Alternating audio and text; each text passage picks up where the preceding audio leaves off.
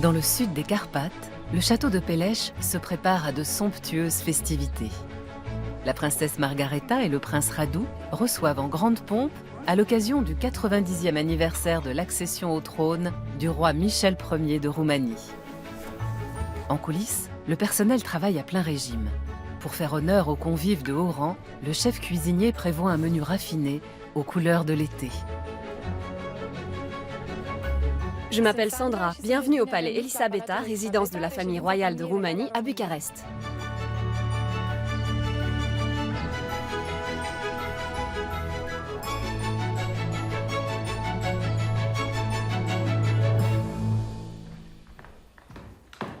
La journée de Sandra Georg commence par le contrôle de toutes les pièces du palais. La jeune femme est chef du protocole à la cour royale depuis 9 ans. Le protocole fixe toutes les civilités d'usage avec la famille royale, dans la vie quotidienne comme dans la vie publique. Quand on rencontre des membres de la famille royale, il faut les saluer d'une certaine façon. Les dames doivent faire une révérence et les messieurs doivent légèrement incliner la tête, sans pencher le buste. Quand on rencontre la princesse héritière ou le prince Radu, il faut attendre qu'ils vous tendent la main. De même pour commencer une conversation.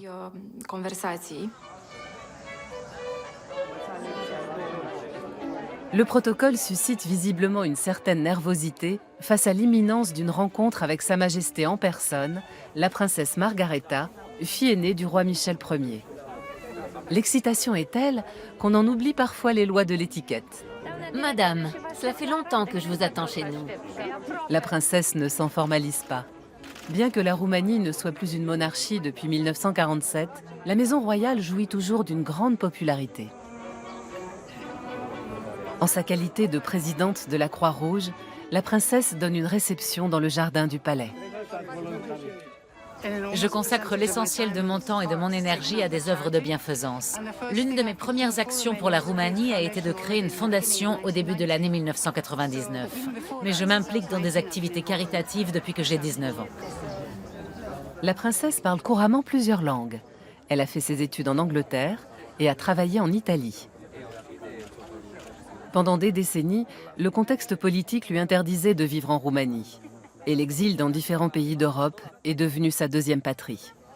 Ma vie a changé quand je suis quand je suis venue pour la première fois ici, parce que quand j'ai touché le sol, pour la première fois, je me suis sentie entière pour la première fois de ma vie. Avant ça, je vivais comme sans mon ombre, par exemple. Mais j'ai eu une vie pleine et intéressante et une carrière vraiment... Mais venir en Roumanie, évidemment, c'était un changement énorme. Parce qu'on a toujours rêvé à cette planète interdite. Et finalement, on pouvait être ici. La princesse organise un dîner de gala en l'honneur de son père, Michel Ier. Pour éviter toute fausse note, le chef cuisinier Gabi Ferroiu a prévu un dîner d'essai et prépare le menu du jour J dans les cuisines du château. Pour le gazpacho estival qu'il compte servir en entrée, il mélange tomates, oignons et cornichons frais et parfume le tout d'une touche d'ail. La famille royale a été marquée par de nombreuses influences étrangères au cours de sa vie. Mais elle préfère malgré tout la cuisine de Roumanie, parce qu'elle représente ses racines. Fidèle à la cuisine d'Europe centrale qui a marqué son enfance, le cuisinier complète son gazpacho avec des piments doux. À la fin, il arrose les légumes d'un filet d'huile d'olive italienne. Depuis 2 ans qu'il est au fourneau de la cour, Gabi a appris à connaître les préférences de la famille royale. Avant de servir son gazpacho, il garnit chaque assiette d'œufs durs, de croûtons et d'olives noires. Pour moi, être le chef cuisinier de la cour, ça veut dire beaucoup. Je ne suis pas un simple cuisinier. Je suis le cuisinier de la maison royale, et ce n'est pas rien. La vaisselle royale n'est utilisée que pour les grandes occasions. Sandra, la chef du protocole, et Gabriel Bocca, le majordome, sont responsables de la mise en place de la table pour le dîner de gala en l'honneur du roi. L'anniversaire des 90 ans de l'accession au trône du roi Michel est un événement tellement important qu'il serait bienvenu, je crois, d'utiliser le service doré. D'accord, on va faire ça. Ça, c'est l'assiette à soupe. Je pense qu'on devrait mettre l'assiette bleue en dessous. Avec les légumes et la dinde, ça fera une belle association de couleurs. Ce sera très beau. Et après le plat principal, on utilisera ces assiettes à dessert. Le palais Elisabeta se situe au centre de Bucarest. Après 50 années d'exil, la famille royale occupe de nouveau une place importante au sein de la société roumaine, même si ce n'est qu'à titre officieux. Ces dernières années, le niveau de vie a considérablement augmenté dans la capitale du pays. Le grand marché Piața Obor est un marché de producteurs. Comme Gabi est occupé en cuisine, il a confié les courses à Gabriel, le majordome.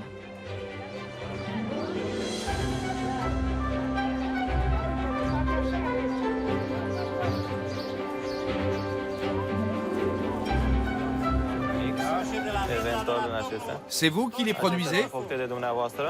Oui, nous-mêmes, ma famille, dans nos jardins. Vous pouvez m'en couper un tout petit bout? Tenez, c'est un produit 100% roumain. Nous récupérons les graines de cette variété depuis environ 30 ans. Regardez comme elle est juteuse. Oui, et très goûteuse. 1 kilo suffit, je crois. Pour moi, il y a deux mondes totalement différents. L'intérieur du palais, qui est plus strict, parce qu'il faut respecter l'étiquette à la lettre. Et à côté de ça, il y a le monde réel, à l'extérieur du palais, où je suis un individu lambda. La plupart des gens ne savent pas quel est mon métier. Merci beaucoup. Bonne journée. Au revoir. Loin des beaux boulevards, Bucarest offre un tout autre visage. Ici, toute une frange de la population vit dans une extrême pauvreté. Désireuse de mettre son influence d'Altesse royale au service de projets caritatifs, la princesse Margareta a créé une fondation. Avec sa sœur, la princesse Maria, elle aime côtoyer les gens en toute simplicité. Dans ce centre de loisirs, adultes et enfants oublient leurs soucis quotidiens pendant quelques heures.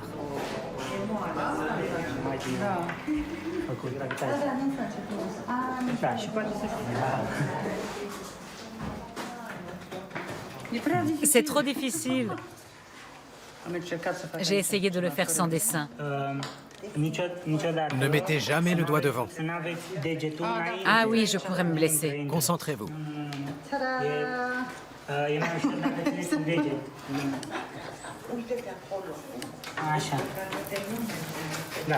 Ça, c'est amusant.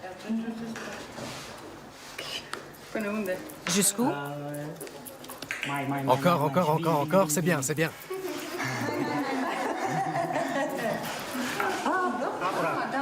C'est presque bon. Pas mal pour une première fois. Les enfants montrent aux personnes âgées comment utiliser Internet ou comment envoyer un mail. Et les seniors amènent les jeunes au cinéma ou en balade. Ils font des choses ensemble. Ce type d'échange est très enrichissant.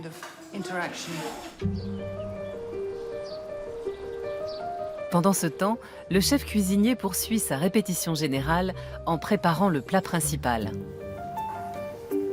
Pour le dîner de gala donné en l'honneur du roi, Gabi a prévu des suprêmes de dinde. Il assaisonne la viande avec de l'huile d'olive, du sel et du poivre et l'enfourne pour 25 minutes à 180 degrés. Le cuisinier procédera exactement de la même façon le jour J. Nous avons prévu un dîner de dégustation parce qu'il faut que tout soit parfait dans les moindres détails le jour du gala. Ce sera un dîner très très important. Après tout, nous célébrons les 90 ans du couronnement du roi Michel. Les légumes du marché seront servis en garniture de la viande. Leurs Altesses royales aiment que tous les légumes et les fruits soient de première fraîcheur et de saison. Le menu doit refléter l'esprit cosmopolite de la famille royale, et Gabi a conçu la succession des plats comme une métaphore de longues années d'exil. La viande et les légumes seront accompagnés d'une sauce au gorgonzola. Le cuisinier fait fondre le fromage dans un fond d'eau avant de le lier avec de la crème. Gabi veut séduire les convives avec un plat principal aux couleurs de l'été. Dans quelques instants, il saura si son menu est convaincant. Les tomates sont très bonnes, pleines d'arômes. Elles sont toutes fraîches, n'est-ce pas? Elles sont de ce matin, je les ai achetées au marché. C'est joli dans l'assiette et elles s'associent parfaitement. Félicitations, Gabriel. Le festin donné en l'honneur du roi Michel Ier exige une tenue appropriée. Sandra est allée demander conseil au styliste roumain Adrian Oianu. Personnellement, elle a un faible pour l'association d'éléments traditionnels à des matières modernes. Mais c'est le protocole qui détermine le choix de sa robe, ni trop courte, ni trop voyante. Elle doit garder l'élégance de la sobriété.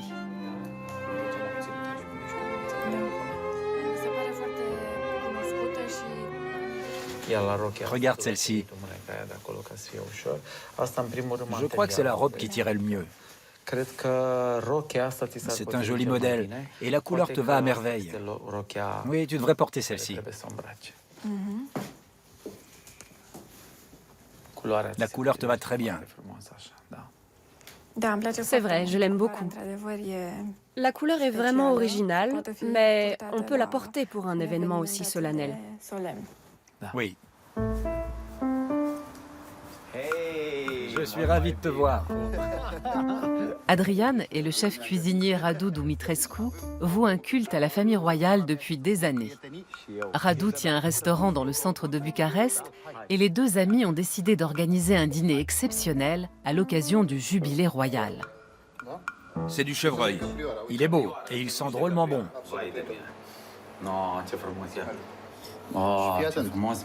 Et là, sens un peu ça. Du thym. Le thym se marie parfaitement avec le chevreuil. Pour son civet de chevreuil, Radu fait braiser les morceaux de viande et de légumes à feu vif avant de les flamber au cognac. Ensuite, il déglace le tout avec du vin rouge.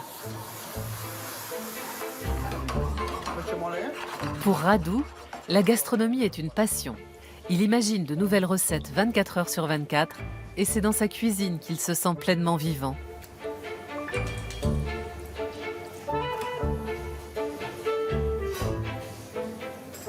Le meilleur plat est celui que tu as envie de faire, car la cuisine est une affaire de volonté. Pour moi, cuisiner n'est pas un boulot, surtout pas un boulot de bureau où tu arrives à 8 heures et où tu t'en vas à 16 heures. Non, tu sais quand tu commences, mais tu ne sais pas quand tu vas t'arrêter. Enfourné à 110 degrés, le civet va mijoter pendant 6 heures. Le roi Michel Ier est un descendant de la lignée des Hohenzollern-Sigmaringen. Il accède au trône en 1927, à peine âgé de 6 ans. Après la Deuxième Guerre mondiale, le Parti communiste l'oblige à quitter la Roumanie. La monarchie est abolie, le roi doit abdiquer et part en exil en Suisse. Il ne pourra retourner dans sa patrie qu'au milieu des années 90. Mon père est un homme remarquable parce qu'il a beaucoup souffert. Et je crois que ça lui a donné une profondeur, une tendresse et une compréhension envers les autres qui sont hors du commun. Il était roi quand il avait 6 ans. Son père a chassé sa mère, il la voyait 2 fois par an. Mais il a toujours gardé, grâce à elle, une foi intérieure, une force intérieure extraordinaire.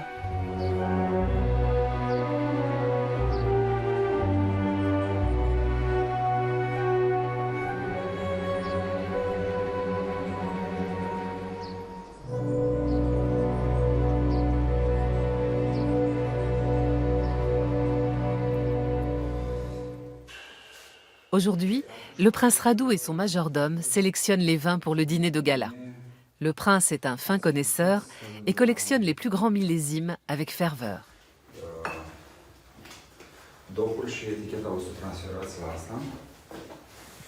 C'est beau. Il a commencé à jaunir et maintenant c'est du cognac.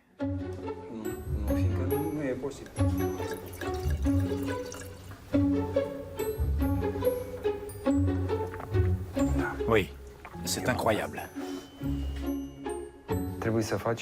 Il faut proposer un vin local, parce que ce dîner a une grande importance symbolique.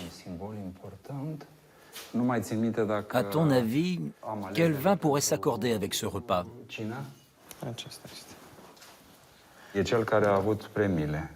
C'est celui qui a été primé. Il est temps de le boire.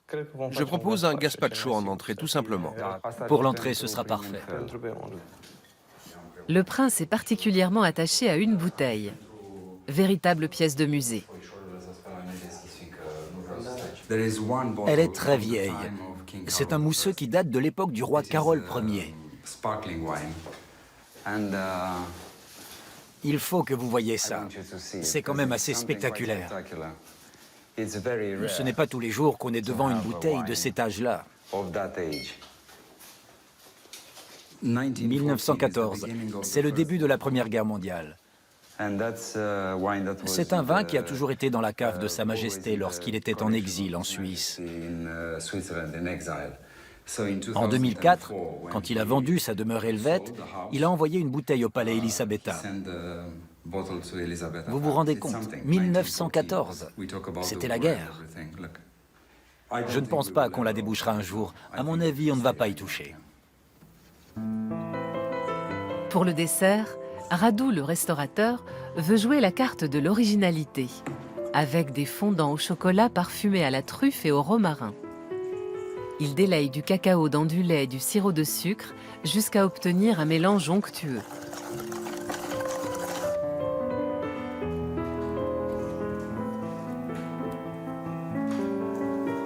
Quelques lamelles de truffes séchées et de la truffe fraîche à l'huile donnent à ce dessert tout son raffinement.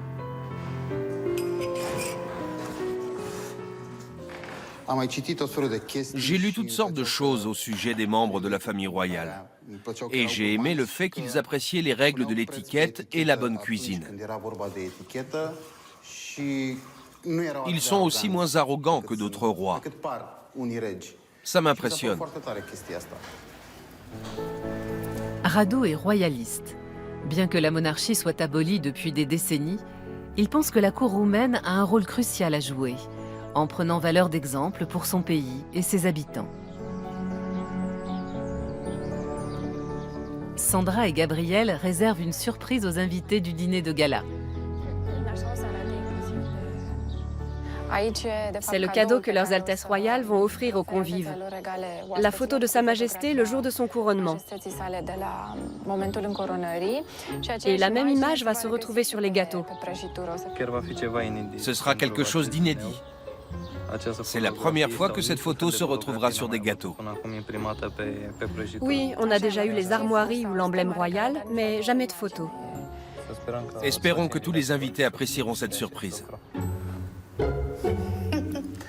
Et maintenant, tu peux parler du dessert, parce que ça, c'est un simple gâteau au chocolat.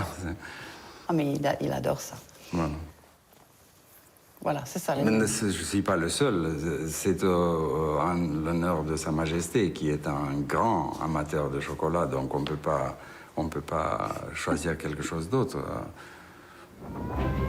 Le couple princier rejoindra le château de Pélèche par le train royal.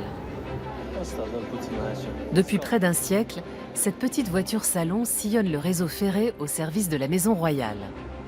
L'intérieur, qui a conservé son aménagement d'origine, en fait tout le charme.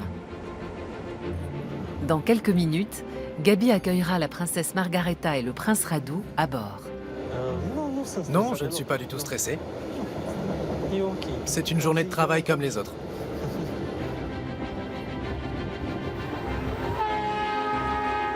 Sur le quai de la gare, la foule attend depuis des heures.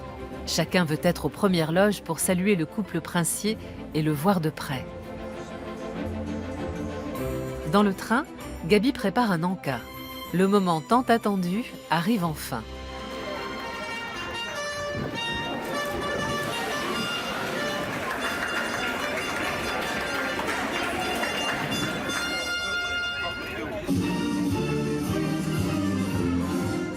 je ressens plutôt les gens. Quand on passe, on s'arrête dans les gares, là, ça m'a profondément impressionnée comme des milliers de gens sont là. C'était un moment de joie.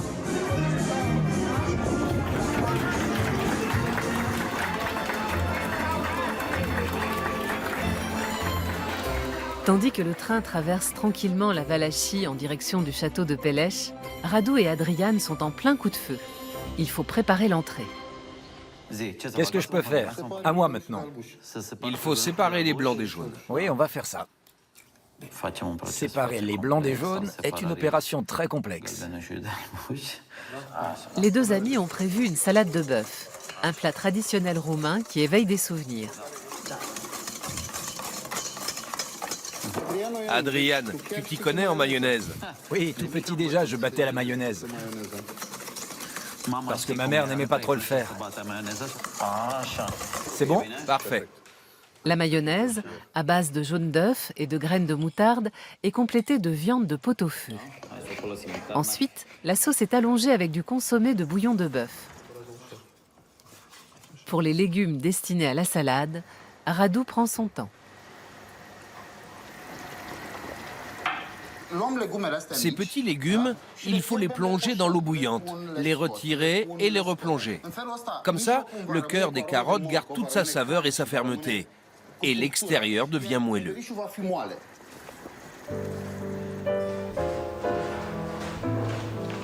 Un grand-oncle de Radu était cuisinier au château de Pélèche. C'est de lui que Radu tient son talent culinaire et son attachement à la famille royale.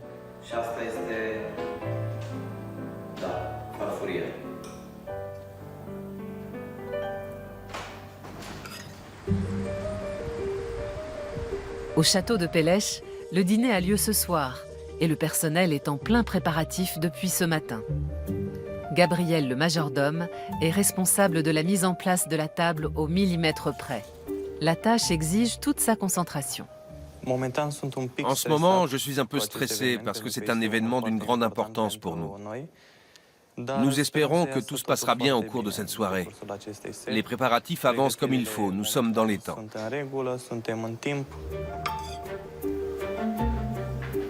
Gabriel doit avoir un sens inné du détail, car une telle minutie ne s'apprend pas.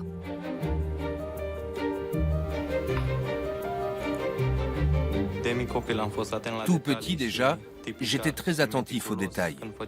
J'étais méticuleux et scrupuleux dans tout ce que je faisais.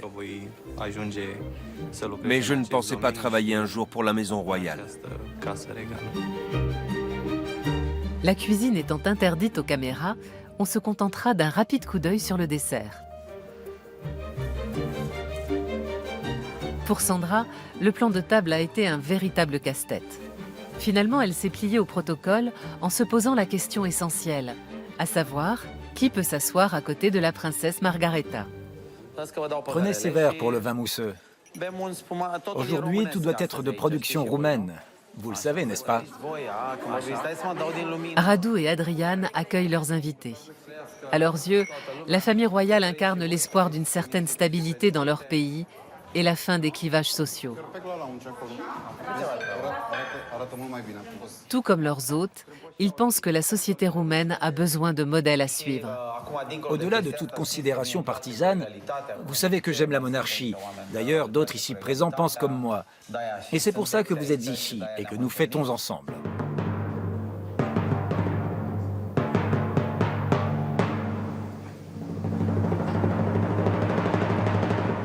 Au château de Pélèche, les festivités ont commencé. La famille royale célèbre le 90e anniversaire de l'accession au trône du roi Michel Ier. La princesse Margareta doit lui succéder.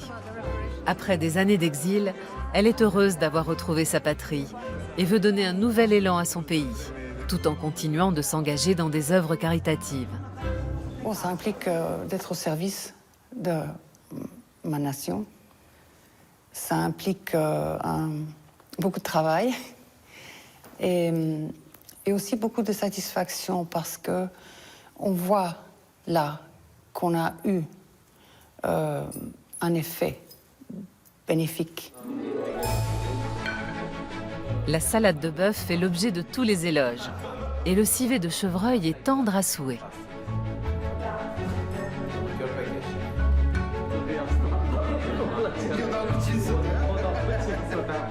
Mais le point d'orgue du dîner arrive à la fin.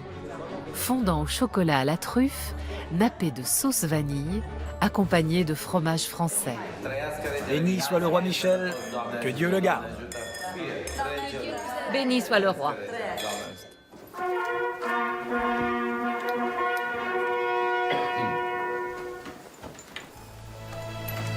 Finalement, la voisine de table de la princesse n'est autre que la mère de Bucarest. Autour de cette table somptueuse, de nombreux convives croient eux aussi beaucoup à l'influence positive de la famille royale sur leur pays.